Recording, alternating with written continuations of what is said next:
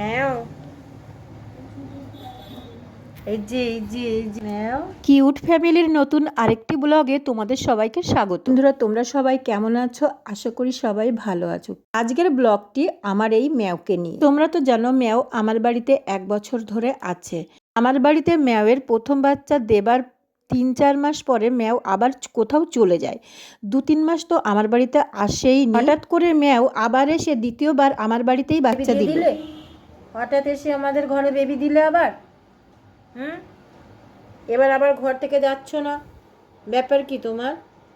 তুমি কি ঠিক করেছো বেবিগুলো সব এখানেই দেবে? কি হলো?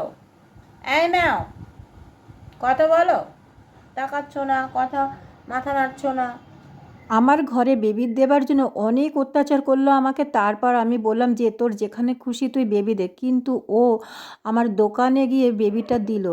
তারপর হুলো অ্যাটাক করেছিল বলে ও হুলোর সাথে মারামারি করে বেবি নিয়ে সেই রাতে পালিয়ে যাচ্ছিল। ওকে আমরা আটকে ভুললি কি রেখেছিলাম। করে? একটা বাচ্চা ভালো রাখতে পারলি না? কি করে ভুলে গেলি? কি করে ভুলে গেলি? আমি কোথা থেকে এনে দেবো বল? আমি তো জানি না তুই কোথায় নিয়ে গেছিস। ওইটুকু একটা 4 দিনের 5 দিনের বাচ্চা, হ্যাঁ, চোখেই দেখা যাচ্ছে না, এত ছোট, চোখ ফোটেনি, দেখতে পায় না।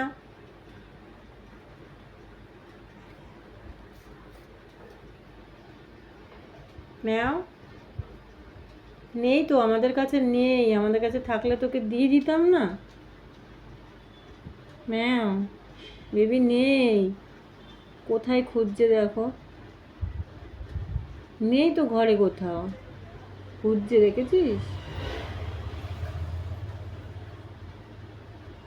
কোথায় রেখেছিস? তুই নিয়ে গেলি কেন? হ্যাঁ, তুই নিয়ে গেলি কেন? এখানে তো কত সুন্দর ছিল। হ্যাঁ, হুলো ঢুকছিল না, হুলোকে তো তাড়িয়ে দিচ্ছিলাম। তুই নিয়ে গেলি কেন? আমি দেখতে পেলাম না, তুই সকালে নিয়ে চলে গেছিস। কোথায় রেখে এসেছিস কি জানি।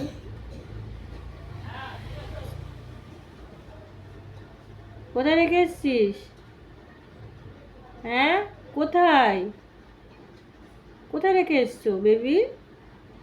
কষ্ট হচ্ছে? কিচ্ছু করার নেই আমার। এই প্রথম আমি দেখলাম যে কোনো বিড়াল তার বাচ্চাকে কোথায় রেখে দিয়ে চলে এসছে আর খুঁজে পাচ্ছে না।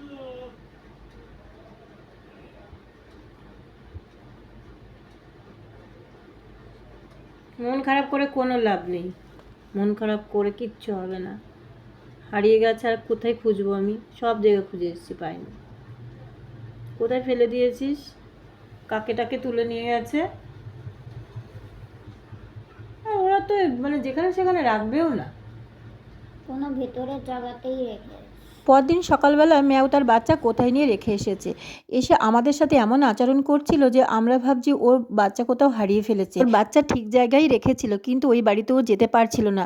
ওর বাচ্চার কাছে ওকে যেতে দিচ্ছিল না ওই বাড়ির লোকজন। সেই কথাগুলো ও আমাদেরকে বলছিল।